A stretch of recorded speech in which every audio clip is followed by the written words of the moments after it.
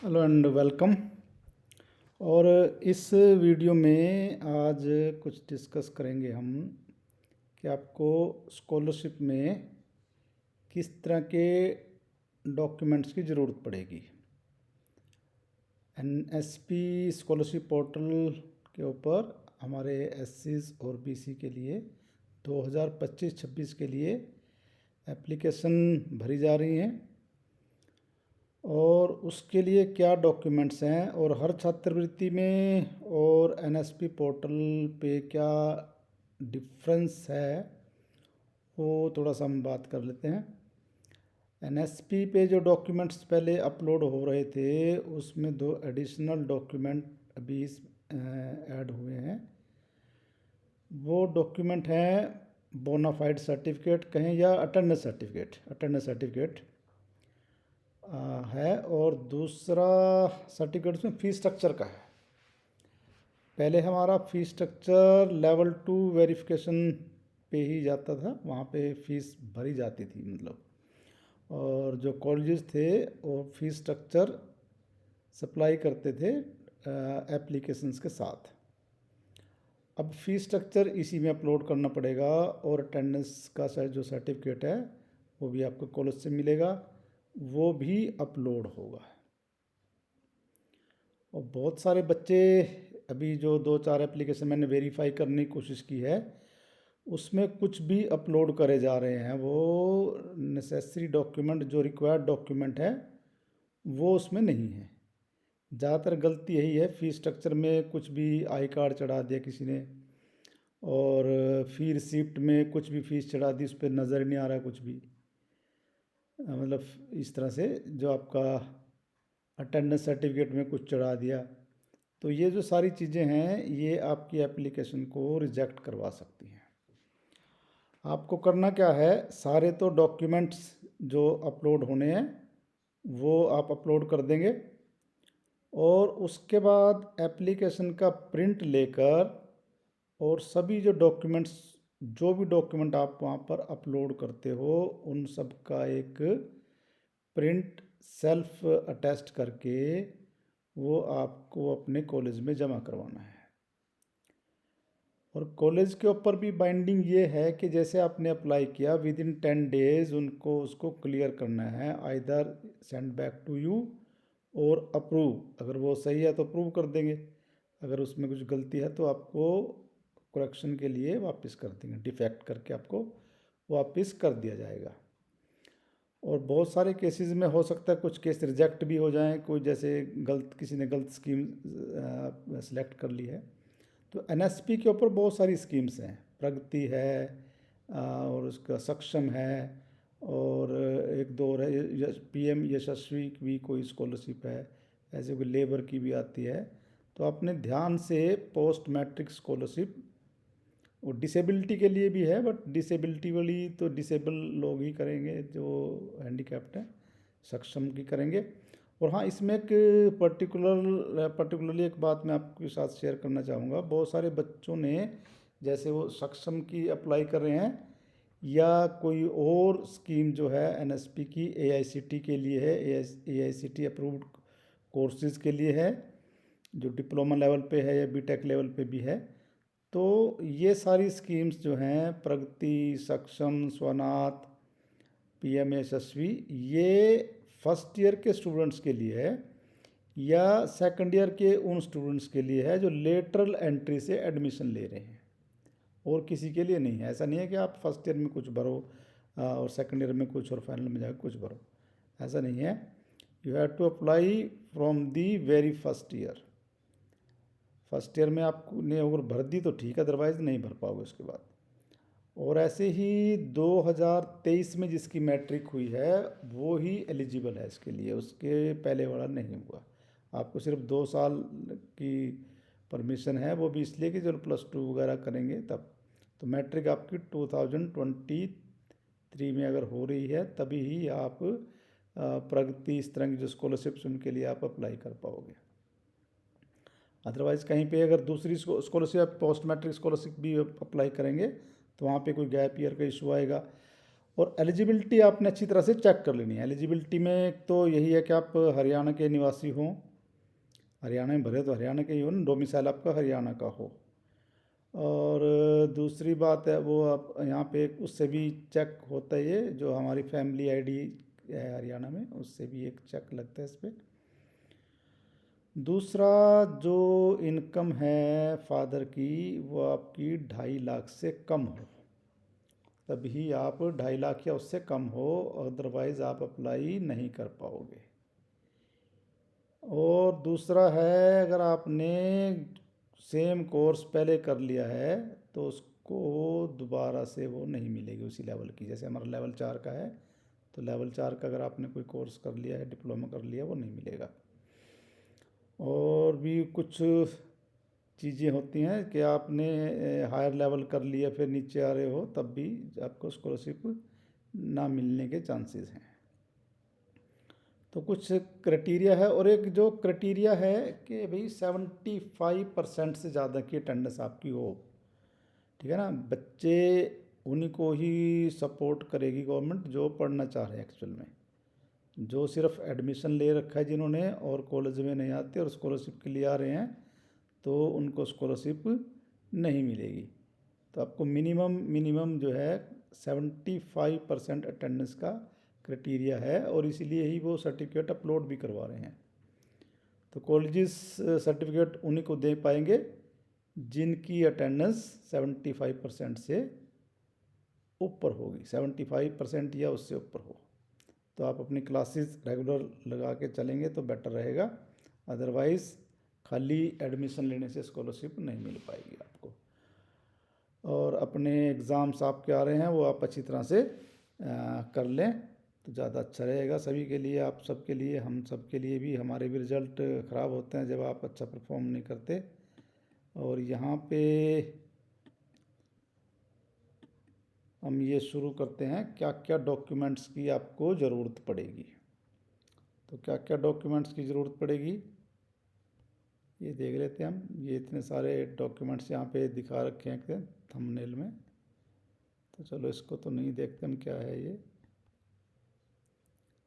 तो ये स्क्रीनशॉट जो मैंने एनएसपी पोर्टल से ही लिया था, जिसमें इस तरह के कुछ डॉक्यूमेंट्स हैं। तो आप अप्लाई करो तो आप भी शेयर करें क्या क्या क्या डॉक्यूमेंट्स इसमें। ये जो मैं आपको कर रहा था, पासिंग सर्टिफिकेट ऑफ क्लास 12, इसमें किसी बच्चे ने कुछ चढ़ा दिया। फी स्ट्रक्चर ऑफ इंस्टीट्यूट, इसमें कुछ चढ़ा दिया।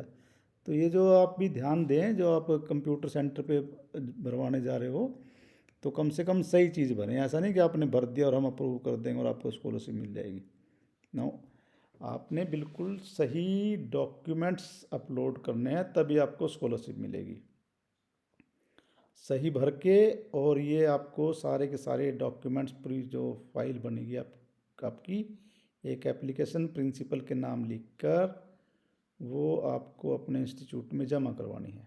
कैसे जमा करवाओगे? एक एप्लीकेशन लिखोगे कि भाई मैंने I applied for this scholarship on NSP portal for the academic year 2025-26 and kindly I am submitting my hard copy of the application in the institute, kindly submit the same and approve my application।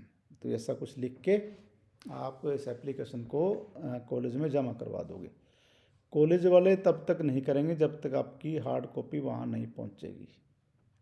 और हर एक कागज़ को आपने sign करना है, attach करना है। दूसरी बात, और ये जो कॉलेज है विद इन 10 डेज़, मैंने पहले ही बताया, विद इन 10 डेज़ का जो काम है इसको करने का, विद इन 10 डेज़ उनको अप्रूव करनी है एप्लीकेशन। वो अप्रूव करेंगे या आपको सेंड बैक करेंगे, या किसी केस में रिजेक्ट भी कर सकते हैं अगर आपने गलत कोर्स सिलेक्ट कर रखा है, किसी गलत कोर्स में चले गए। तो कॉलेज को सिलेक्ट करने के लिए आपको AISHE कोड से आप कॉलेज को सर्च कर सकते हैं। जैसे हमारा गवर्नमेंट पॉलिटेक्निक उमरी का S19 634 है, S19634, इस तरह से ये कोड डाल के आप कॉलेज को सर्च कर सकते हो। और आपको राइट जो स्कॉलरशिप स्कीम है वो आपके लिए जो वैलिड स्कीम है वो ही सेलेक्ट करनी है, ठीक है। बाकी चीज़ें मैं आपको बता चुका हूँ पहले। आपको क्या करना है, OTR करना है और उसके बाद रजिस्टर करना है। 2 ऐप आपको डाउनलोड करने थे, NSP OTR ऐप और आधार फेस RD, ये 2 ऐप डाउनलोड करने थे आपको। इससे आपका eKYC भी हो जाएगा। तब आपको रजिस्टर करना है, ठीक है जी, और अप्लाई करना है।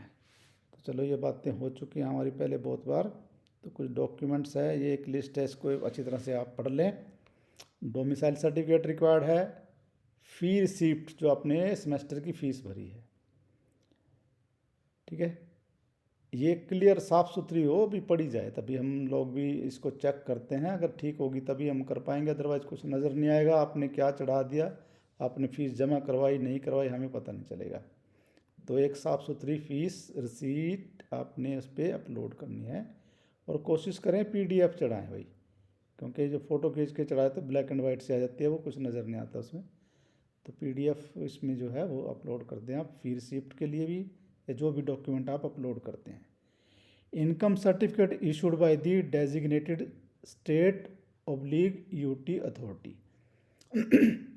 जैसे हरियाणा का, तो हरियाणा गवर्नमेंट का जो सर्टिफिकेट होगा वो आपने इसमें अपलोड कर देना है, ठीक है। अभी SC में जो आपका DSC का OSC का जो बनता है लेटेस्ट सर्टिफिकेट है, वही आप अपलोड करेंगे तो ज़्यादा बेटर रहेगा। Passing certificate of class 10th, ये आपको अपलोड करना है। दूसरा, scanned copy of marksheet of last academic qualification. तो ये आपको, जैसे मान लीजिएगा आप एडमिशन तो आपका 10th के बेस हुआ फर्स्ट ईयर में, बाई चांस अगर आपकी साइंस नहीं है तो आपने कर रखी +2, तो लास्ट जो आपकी एकेडमिक क्वालिफिकेशन है वो आपको अपलोड करनी है। या आप सेकंड ईयर के स्टूडेंट हो या थर्ड ईयर के स्टूडेंट हो, तो आपको जो आपका पहला सेमेस्टर है उसमें, जैसे मान लीजिएगा आप 5th सेमेस्टर में अभी, तो इसमें आपने 4th सेमेस्टर की DMC को स्कैन करके अपलोड कर देना है। जैसे इनकम का था ऊपर, ऐसे ही कास्ट का सर्टिफिकेट है इसमें, ये भी आपका स्टेट और UT अथॉरिटी से इशूड हो। देन अटेंडेंस सर्टिफिकेट आएगा इसमें एक, जो कॉलेज से मिलेगा आपको। और कॉलेज में हमने गवर्नमेंट पॉलिटेक्निक उमरी में जो व्यवस्था की है वो मिलेगा आपको आपके हेड ऑफ द डिपार्टमेंट से। ऐसा ही आपके जो दूसरे बच्चे सुन रहे होंगे, आपके वहाँ पे भी कुछ व्यवस्था की गई होगी, हो सकता है कुछ सेंट्रलाइज व्यवस्था की गई हो, या आपका प्रिंसिपल के थ्रू ही मिल रहा हो। तो यहाँ मिलेगा तो प्रिंसिपल के थ्रू ही, जस्ट बस ये हेड को अथोराइज़ कर दिया है, वो अपने लेवल पे दे देंगे आपको सर्टिफिकेट। आप एक एप्लीकेशन लिखें प्रिंसिपल के नाम और उसमें डिमांड करें, और क्लियरली लिख दें उसमें भी किस स्कॉलरशिप के लिए आपको ये रिक्वायर्ड है, अदरवाइज़ वो नहीं मिलेगा आपको। You have to write the name of the scholarship, post matric scholarship on NSP portal, इस तरह का आप ज़रूर उसमें लिख दें। फिर है fee structure of the institute. तो गवर्नमेंट के जो पॉलिटेक्निक्स हैं उन सब का फ़ी स्ट्रक्चर सेम है सबका, उसमें कोई ऐसा नहीं है कि वो अलग अलग मिलेगा। हाँ, लड़कों का और लड़कियों की फ़ीस में डिफरेंस ज़रूर है। तो लड़कियों को जैसे TFW लड़कियों को जैसे ट्यूशन फीस नहीं लगती, तो वो फ़र्क है, साल का 3,000 का फ़र्क पड़ेगा वो। तो वो चलो अभी मैं आपको वो भी दिखा दूँ इसमें। तो एक बार डॉक्यूमेंट्स पे नज़र मार लें सारे, और ये मैंने काफ़ी टाइम पहले आपको कहा था कि डॉक्यूमेंट अपने रेडी रखें। अब आनन फानन में एक तो जल्दबाजी बहुत हो रही है, बच्चों को रोज़ आते हैं पूछने, ये हो गया जी वो हो गया जी। 28 फरवरी लास्ट डेट है, तो आप अपने प्रॉपर डॉक्यूमेंट्स लेकर जाएं कंप्यूटर सेंटर पे जहाँ पे भी आप अप्लाई करवा रहे हो, ठीक है। और नहीं तो हमें वो 10 बार वापस करना पड़ेगा, कितना टाइम कंज्यूम होता है उसमें वापस करने में। हर एक डॉक्यूमेंट्स को हम देखना पड़ता है, PDF जो आप अपलोड करते हो, अगर ये 6-7 बार हमें देखना पड़ेगा तो वैसे ही इतनी एनर्जी वेस्ट होती है इसमें। तो कोई भी बच्चा गलत डॉक्यूमेंट अपलोड ना करे, इसको ध्यान में रखें थोड़ा सा, क्योंकि आपका एक डॉक्यूमेंट जितनी बार 6 बार आएगा तो 6 बार देखना पड़ेगा हमें। तो जैसे ये 8-10 डॉक्यूमेंट्स हैं, सारे पढ़ने पड़ते हैं। ऐसा नहीं है कि आपने चढ़ा दिया और हमने आपका बेड़ा पार कर दिया, नो, बिल्कुल नहीं करेंगे ऐसा। कोई भी कॉलेज ऐसा नहीं करेगा। बिल्कुल आपके डॉक्यूमेंट साफ सुथरे हों और सही डॉक्यूमेंट्स हों, ऐसा नहीं कभी की फ़ीस आपने कभी की लगा दी, वो भी नहीं चलेगा। जो करंट सेमेस्टर की फ़ीस है वो ही आप इसमें रसीद को अपलोड करेंगे। तो ध्यान रखें, तो जल्दबाजी में कुछ भी गलत डॉक्यूमेंट अपलोड ना करें, तभी अच्छा रहेगा। अगला ये फ़ीस स्ट्रक्चर का है, ऐसा ये आपको अवेलेबल करवा दिया जाएगा। तो इसका एक पीडीएफ ग्रुप्स में डाल दिया जाएगा, या फिर आप इसको ले सकते हो यहाँ से भी, आपको प्रोस्पेक्टस से भी मिल जाएगा ये। तो इसमें देखिएगा जो मैंने इस पे बनाया है सेमेस्टर का है, जैसे और सेमेस्टर अभी अभी जैसे हमारे चल रहा है first semester, third semester, fifth semester, तो उनके लिए फ़ीस जो आपने भरी होगी वो तो फर्स्ट वालों ने 4600 कुछ भरा होगा, उसमें कुछ आपके रिफंडेबल अमाउंट भी हैं, तो वो अलग चीज़ है। रिफंडेबल जो है उसको इसमें नहीं भरना हमने, तो हमने भरने जैसे ट्यूशन फीस का है, development fund, student fund, total 2850 बनेगा, ये 1500, 750, 600। और ऐसे ही आपका इवन सेमेस्टर के लिए भी है 2, 4, 6। और हाँ, किसी बच्चे ने तो वो 600 रुपये की फ़ीस की रसीद चढ़ा दी, जो एग्ज़ाम के लिए 650 रुपये की थी, वो चढ़ा के काम कर दिया। ऐसा नहीं करना बिल्कुल भी, आपको सेमेस्टर फ़ीस की रसीद अपलोड करनी है। तो अगर आप ऐसा ही बार बार किसी की 2-4 बार एप्लीकेशन आई तो हो सकता है उसको रिजेक्ट कर दिया जाए। तो बी केयरफुल, एक बार रिजेक्ट हो गई तो फिर आप अप्लाई नहीं कर पाओगे। तो ध्यान से भरें, जल्दबाजी न दिखाएं। और लड़कियों के लिए जो फ़ीस है वो 1350 है। उनकी जो ट्यूशन फ़ीस है वो ट्यूशन फ़ीस नहीं लगती लड़कियों को और टीएफडब्ल्यू को। तो ये आपने देख लिया, ये फ़ीस स्ट्रक्चर है इस तरह का। मतलब ये कुछ भी उठा के नहीं चला देना, ये this is the fees structure. इस तरह का एक डॉक्यूमेंट्स आपको कॉलेज से मिल जाएगा। तो थोड़ा सा 1-2 दिन का वेट कर सकते हो। अब जैसा चलो ना सेमेस्टर क्लोजिंग पे आ गया है, तो बहुत सारे नंबर ये इसमें बिजी हो रहे हैं सारे स्टाफ मेंबर्स, तो अभी इस चीज़ को थोड़ा सा रहने दे तो ज़्यादा बेटर रहेगा।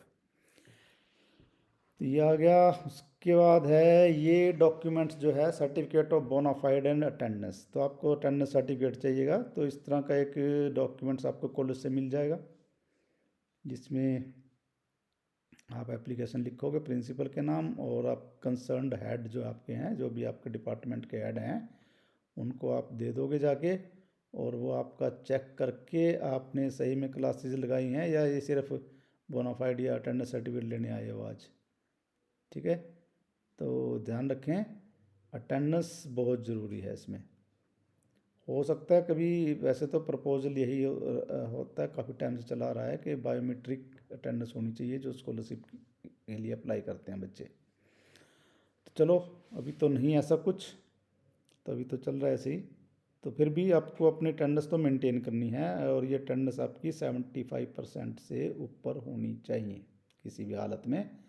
अगर नहीं है तो आपको स्कॉलरशिप नहीं मिलेगी। जब आपकी अटेंडेंस 73% भी रहेगी तो आपको 73% का सर्टिफिकेट मिलता है, ठीक है, यानी लेस देन 75% का मिलता, तो you are not able to apply the scholarship. ठीक है जी, अब इसको एंड करते हैं काम को, और बिल्कुल भी कोशिश करें आप कुछ भी गलत ना भरें।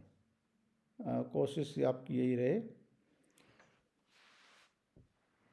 ध्यान से भरें, स्कॉलरशिप का मामला है। और हम लोग भी जो कॉलेज में इसको वेरीफाई करेंगे, उनके स्वास्थ्य का भी ध्यान रखना आपको। वो कैसे रखोगे ध्यान, कि आप बिल्कुल प्रॉपर क्लियर डॉक्यूमेंट अपलोड करें, ठीक है। नहीं तो उसमें वो ऐसे आंखें खोल खोल के, आंखें फाड़ फाड़ के देखना पड़ता है क्या है इसमें, ये है ना, फीस में क्या, इसमें 2850 की फ़ीस है या किस डेट की है। तो एक क्लियर डॉक्यूमेंट अपलोड करेंगे तो ज़्यादा बढ़िया रहेगा, ठीक है। और एक बार फिर मैं बता दूं आपको, वो सारे डॉक्यूमेंट जो आप वहाँ पे अपलोड करोगे वो सभी के सभी आपको कॉलेज में जमा करवाने हैं। कॉलेज वाले तभी आपका केस अप्रूव करेंगे, और आपको सारे पेपर साइन भी करने हैं। चलिएगा, अब ये मैं वीडियो, हाँ 12:15 हो गया रात के, मैं मेरे को टाइम लगा अभी, तो मैं अभी बना रहा हूँ इसको, और ये सुबह मिलेगी आपको कोई 6 बजे। अब लाइव के लिए मैं इसको रखा था, उसमें नहीं बनी बात। चलिएगा, तो इस वीडियो को ज़्यादा से ज़्यादा आप शेयर करें, सभी बच्चों को पता चले क्या क्या डॉक्यूमेंट्स रिक्वायर्ड हैं। और घबराने की ज़रूरत नहीं है, और गलत डॉक्यूमेंट चढ़ाने की भी ज़रूरत नहीं है। कुछ भी करके आपको स्कॉलरशिप मिल जाएगी, ऐसा कतई नहीं है। बिल्कुल भी किसी भी कीमत पर आपको वो स्कॉलरशिप नहीं मिलेगी जो आप गलत डॉक्यूमेंट चढ़ाकर सोचते हो जाएगा काम। आप लोग टेक्निकल इंस्टीट्यूट के स्टूडेंट्स हो, तो आपको वैसे तो कंप्यूटर सेंटर पे भागना ही चाहिए। खुद से कोशिश करो, अपने जो प्रॉपर डॉक्यूमेंट्स है उनको अपलोड करो। फिर फ़ायदा क्या हो अभी दूसरे स्टूडेंट्स का, तुम्हारे इस तरह तो कुछ तो फ़र्क रहे ना।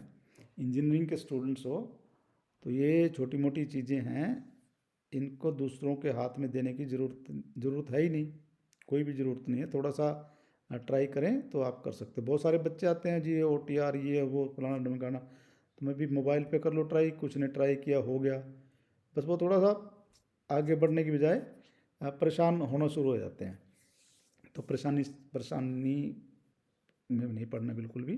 कोशिश करें, एक दो बार आप पूछ लें, और बहुत सारी यूट्यूब वीडियो हैं, देख के कर सकते हो आप। बाकी वही कंप्यूटर सेंटर वाले भी वही बात है कि आपसे ज़्यादा तो जानकार नहीं हो सकते, वो काम करके थोड़ा सीख गए होंगे, अलग बात है। तो उनके काम करके जो हमारे पास आ रहे हैं जो डॉक्यूमेंट्स, उसको देख के तो लगता है कि आप उनसे फार बेटर तरीके से काम कर सकते हो। तो कोशिश करें आप। और कॉलेज में आपको कहीं पे भी कंप्यूटर मिलता है, किसी लैब में या कहीं पे भी, वहाँ पे आप कर सकते हो काम। नेट की अवेलेबिलिटी होती है लगभग लैब्स में, तो वहाँ पे आप काम ये कर सकते हो। अपलोड करने का, कॉपी स्कैन करके अपने डॉक्यूमेंट्स रख लें एक बार सारे, एक फ़ोल्डर बना लें जिसमें सारे डॉक्यूमेंट्स रख लें आप स्कैन करके, और जब भी कभी लगे उसको आपने एकदम से कर देना है। अपने जो इन्फॉर्मेशन है वो करेक्टली फिल करें आप। अब जैसे किसी का आज मैंने एक वापस किया, उसकी 5/4 कुछ डेट ऑफ बर्थ थी, उसने 15/4 थी, उसने 5/4 लिख के भेज रखा है, पता नहीं ऐसा कुछ था, मतलब 5 और 15 का फ़र्क था। तो ये छोटी मोटी चीज़ें तो थोड़ा सा आंखें खोल के आप कर सकते हो। अब ये बार बार इसको हम ट्रांजैक्शन में रखेंगे, कोई वापस आ रहा है, कोई जा रहा है, तो ये सारी चीज़ें जो हैं ये एक सिस्टम के ऊपर प्रेशर डालती हैं। तो बी केयरफुल। मैं बार बार वही कहूँगा आपको, डॉक्यूमेंट्स आपके प्रॉपर हों। और जो 2025-26 में जो अप्लाई कर रहे हैं फर्स्ट ईयर के स्टूडेंट, उनका इनकम सर्टिफिकेट भी इसी साल का हो। और वैसे तो दूसरे भी जो रिन्यूअल का भर रहे हैं, अभी तक तो हर छात्रवृत्ति पे तो हमारे पास ये फैसिलिटी थी कि उसी फाइनेंशियल ईयर का हम चला लेते थे जिसमें उसका एडमिशन हुआ है। तो NSP में अभी थोड़ा सा हो सकता कुछ डिफरेंट चीज़ें हों, तो कोशिश करें अगर आपका लेटेस्ट हो बिल्कुल वो आप अपलोड करें उसमें। कास्ट सर्टिफिकेट भी अभी जैसे OSC DSC का डिवीज़न हो गया था, तो वो आपका वो भी आप कोशिश करें नया चढ़ा दें। डोमिसाइल आपका होगा पहले से, डोमिसाइल आप चढ़ा दें उस पर। फीस सीट अगर आपके पास वो मिट गया है तो आप नई फीस सीट कहीं से इंतज़ाम करें, कॉलेज से लें उसको, वो चढ़ाएं उसमें, ठीक है। वैसे तो कोशिश करें जब भी आप रसीद कटवाएं तभी उसकी एक पिक ले लें या उसको स्कैन कर लें उसी टाइम, तो जिनको स्कॉलरशिप भरनी है। तो बेटा स्कॉलरशिप गवर्नमेंट आपके लिए बहुत काम कर रही है, स्कॉलरशिप दे रही है, तो आपको भी काम करना चाहिए। देश की तरक्की में हाथ बटाने के लिए क्या करोगे, अच्छे से पढ़ना है, ठीक है। तो गवर्नमेंट पढ़ने के लिए पैसे देगी आपको, ना कि आप स्कॉलरशिप लो और पढ़ो भी ना। चलिएगा जी, फिर से मैं आपको बेस्ट ऑफ लक बोलता हूँ जो आपके सेमेस्टर के एग्ज़ाम आ रहे हैं। और एक चीज़ और मैं अभी आपको बता दूं, BS टेक्निकल एजुकेशन जो चैनल है, इसके ऊपर मैंने दिसंबर 2024 और जून 2025 के क्वेश्चन पेपर अपलोड कर रखे हैं, जिसमें सेक्शन A और सेक्शन B जो है वो सोल्ड हैं। उनके आंसर दिए हुए हैं। सेक्शन सी और डी हमने वैसे के वैसे उसमें लिखे हैं, क्योंकि उसमें बहुत बल्कि काम हो जाता है। तो आप एक सैंपल के लिए उन पेपर्स को देख सकते हो। फर्स्ट ईयर के तो कॉमन है, जैसे कॉमन है वो सभी हैं उसमें, और हमारे एक एमएलटी ब्रांच है, उनके भी फर्स्ट ईयर के पेपर हैं उसमें। वो थोड़े हम वो सब्जेक्ट थोड़े अलग थे, तो वो उसमें सब्जेक्ट्स हैं। मैकेनिकल के सारे हैं, और दूसरी ब्रांचेस का भी कोशिश करेंगे वो भी हम डाल सकें, तो डाल देंगे। तो आप चैनल पे क्वेश्चन पेपर ज़रूर देखें। देखिए, सब्सक्राइब करना ना करना एक अलग इशू है। अगर आपको कुछ बेनिफिट मिल रहा है तो आप सब्सक्राइब कर लें उसको, नहीं मिल रहा तो लेट आप कम से कम जो भी आपका काम है, वो जो आपका काम चल रहा है पेपर का सैंपल देखना, वो देख लें आप, उसमें तो कोई ऐसी बात नहीं है। बाकी सब्सक्राइब करने को पैसा तो लगता नहीं, आप सब्सक्राइब करें, जिससे चैनल ग्रो होगा और ज़्यादा हम जो इन्फॉर्मेशन जो इसमें लेके आ सके, मोटिवेशन मिलता है थोड़ा सा काम करने का। तो जितने ज़्यादा सब्सक्राइबर जुड़ेंगे उतना ज़्यादा ही चैनल ग्रो करेगा। चलिएगा, ख़त्म करते हैं इस वीडियो को यहीं पे, मिलते हैं नेक्स्ट में। और मैं उम्मीद करूंगा कि इसको देखने के बाद आप कोई गलत डॉक्यूमेंट अपलोड नहीं करेंगे। अच्छे से साफ़ सुथरे क्लियर जो पढ़े जा सकें वो डॉक्यूमेंट आप अपलोड करेंगे, और जो इन्फॉर्मेशन भरने की है वो आप करेक्टली भरेंगे। ठीक है जी, थैंक यू वेरी मच। जय हिंद।